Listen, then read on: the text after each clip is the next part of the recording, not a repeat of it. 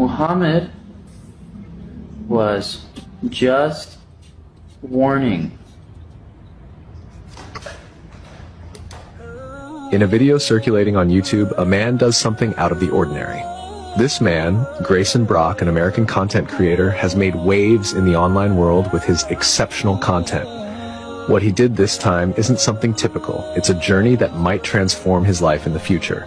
The video on his YouTube channel documents his remarkable feat, reading an entire Holy Scripture in one sitting. This is not an easy task, as not everyone can accomplish it.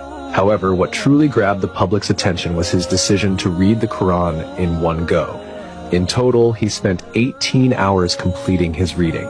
Tirelessly, he marked significant points on his body to track his progress and the parts that held special meaning to him during his reading of the Quran. After 18 long hours, Grayson finally completed his mission.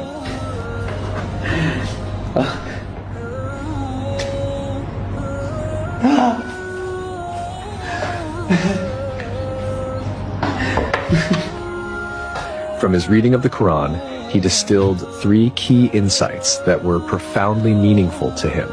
First, the importance of reverence and obedience to God, without associating any partners with him. Second, the necessity of self-restraint from worldly desires and living in accordance with divine guidance. Third, the duty and virtue of being good to one's parents, as honoring one's parents is a core tenet of religious teachings. I wrote these like 15 minutes ago because I got the themes of the book. The first one being to fear God. That is the first theme of this book. It is essentially having a deep respect for God.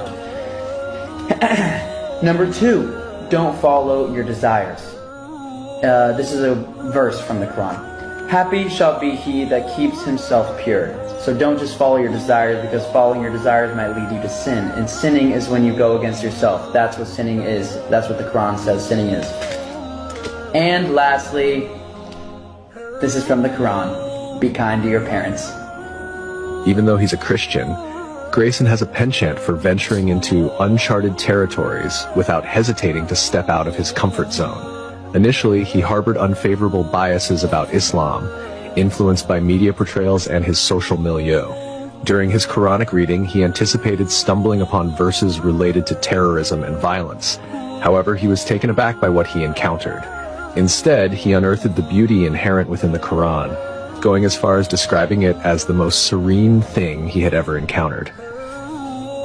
I read the entire Quran in one sitting as a white boy, Christian, and I was shocked because, and I can prove that I read the whole thing because you can see the video right there, but I was shocked because I thought it was going to be like really evil and about, I don't know, terrorism, and it was actually amazing.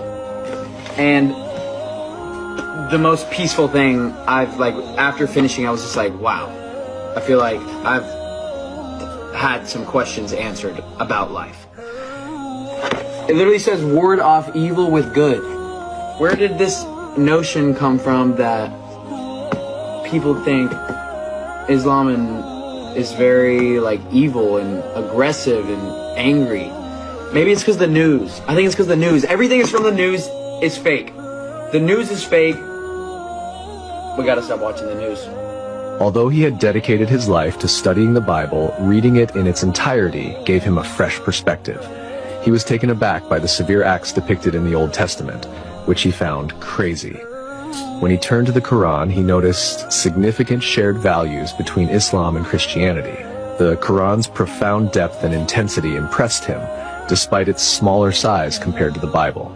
Conversely, Grayson felt that modern Christianity has strayed from its roots. This realization led him to contemplate Jesus' warning about a divided kingdom's inevitable downfall.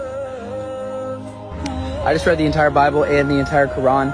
When I read the Bible, I was surprised at how violent it was. I've been studying the Bible my whole life, but reading all the way through, like the Old Testament is crazy. And I also, reading the Quran made me realize that the values that Muslims share with Christians, or like that they do share values, like pretty much everything is the exact same. Islam and the Quran is just a much more to the point. It's 1/10 of the size of the Bible, so it's like 10%. Much more clear cut, as you can kind of tell, like in Arabic and Muslim culture, they're more strict, or they're just like, there's no bullshit, basically. They don't mess around with all this time, and you don't disrespect the Prophet Muhammad, and you don't disrespect Islam. Although Christianity feels like it's not really standing for much anymore, because now it's just like so loose and everywhere. And Jesus said, a kingdom divided will fall. Additionally, he reflected on the Bible's teaching that blasphemy against God is the only act that brings about God's wrath. In his view, this blasphemy occurs when someone places anything above God, which he regarded as a severe sin. He began to understand that worshiping a human being as God is the most blatant form of blasphemy. This realization made him more critical of the concept of divinity in Christianity. He saw that in practice, Christianity was no longer strictly monotheistic, but had shifted towards idolatry, with Jesus at its center. The commandment against idol worship is reiterated many times. Nevertheless, he observed that Christians still violate this commandment. They venerate statues and accept various widespread misconceptions. The Bible even says that blasphemy against God is the only thing you can do to not earn God's favor, to not get into heaven. You put yourself or you put something else in front of God. And I started to realize worshiping a human as God seems blasphemous to God. Christianity is not monotheistic. It's about an idol. It's about worshiping Jesus. Worshiping Jesus, to me, it's blasphemous because you're really worshiping yourself. You're worshiping another human, thinking that you can be perfect like the human. That does not make sense. All I can say, guys, is monotheism makes sense. Monotheism is the only thing that makes sense. Monotheism is within this book. You can read it in the Old Testament. They warn, the entire Old Testament is warning God's people over and over and over and over and over and over and over and over. The entire Old Testament, which is like 3/4 of the Bible.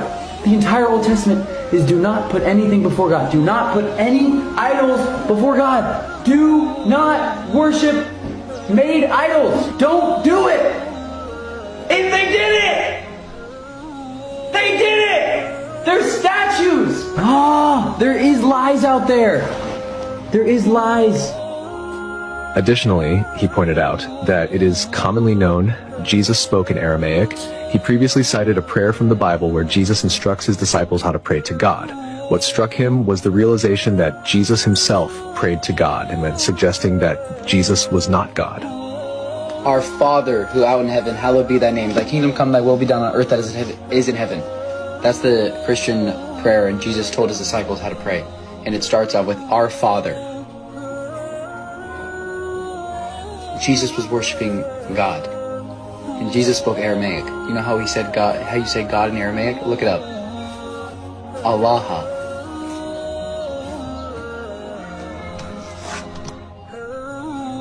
This just might be the only religion left. The only monotheistic religion left. Truly monotheistic. Monotheistic means following the one creator, one. Intuitively, everyone knows that there must be one. We must have come from one source, and that source is the truth. And that truth is God. That's the idea of God, is that it's the truth. The truth that you can go all the way back to. And now I'm realizing I've been lied to my entire life.